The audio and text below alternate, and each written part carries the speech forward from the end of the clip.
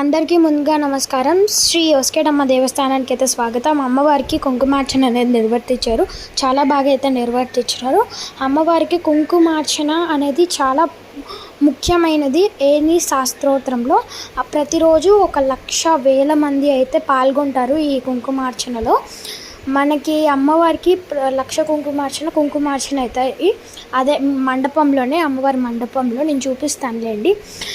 మనకి రోజు అమ్మవారికి ఇలా అయితే కుంకుమార్చన చేస్తారు. శాస్త్రోత్రంగా ఆ పూజారులే చేపిస్తారు.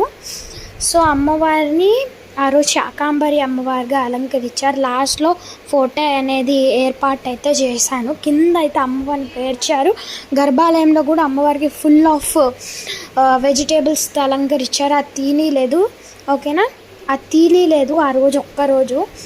తీనిచ్చే వాళ్ళు అమ్మవారికి ఇలా కుంకుమార్చన చేస్తే ప్రసాదం కానివ్వండి, ఎవరికి వీలుబాటులో వాళ్ళు తెచ్చుకుంటారు. ఇక్కడ చూస్తున్నట్లు కదా శాకాంబరి అమ్మవారు. జై శాకాంబరి మాత.